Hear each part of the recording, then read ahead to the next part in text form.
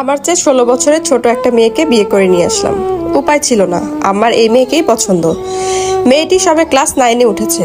তাকে পছন্দ করার প্রথম কারণ সে মারাত্মক সুন্দরী, দ্বিতীয় কারণ মেয়েটির বাবা মা বেঁচে নেই। ওর প্রতি নাকি আমার মায়া জন্মে গেছে। একবার দেখেই এই মায়া কেমন করে জন্মালো সেটাই এক বিস্ময়। একটা সুন্দরী মেয়ে খুঁজতে খুঁজতে আমার বয়স 30 হলো। অবশেষে পছন্দসই মেয়ে পেয়ে গেল, তবে বয়সের বিস্তর ফারাক। আমার আম্মার গায়ের রং কালো, আমিও মায়ের কাছ থেকে পাওয়া কালো রং নিয়েই জন্মেছি। এই রঙের জন্য আম্মার একসময় নানাভাবে হেনস্থা হয়েছেন।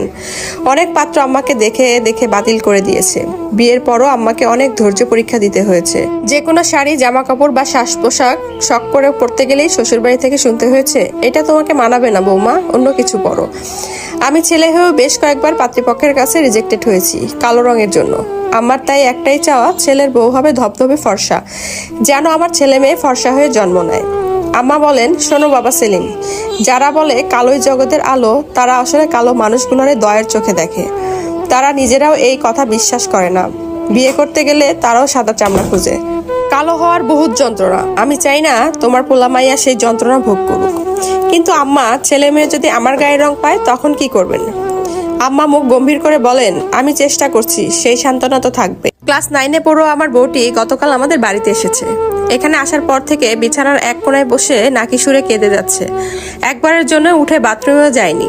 এই বাচ্চা মেয়ের সাথে কি করে সংসার করব বুঝতে পারছি না। আগে তো একে পেলে পুষে বড় করতে হবে।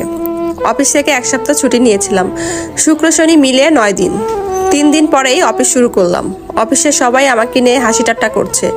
অনেক রকম গল্প বানিয়ে কোনো মতে সামাল দিয়েছি। সপ্তাহখানেক লাগলো নুরির স্বাভাবিক হতে। আমার স্ত্রীর নাম নুরি। রাতে সে আম্মার সাথে ঘুমানো শুরু করেছে। আমিই পাঠিয়েছি অবশ্য। আম্মা ওকে শাড়ির বদলে সালোয়ার কামিজ পরতে বলেছে। এতেই নুরি খুব খুশি। বাচ্চা মেয়ে একটা, নিজেকেই সামলাতে পারে না, শাড়ি কোথা থেকে সামাল দিবে। সেদিন সন্ধ্যায় অফিস থেকে ফিরে দেখি আম্মা নুরির চুলে তেল দিয়ে দিচ্ছে। কিছুক্ষণ পর 2টা বেনি দুলিয়ে নুরি আমার জন্য চা নিয়ে আসলো। ওকে দেখে মনে হচ্ছে এক্ষুনি স্কুলে যাবে। আম্মাকে বললাম, নুরিকে স্কুলে ভর্তি করিয়ে দিই, বাসার এত কাছে স্কুল। পরদিন আম্মাই নিজে গিয়ে নুরিকে স্কুলে ভর্তি করিয়ে দিলেন। আব্বা মারা যাওয়ার পর আম্মা মানসিকভাবে ভীষণ দুর্বল হয়ে পড়েছিলেন।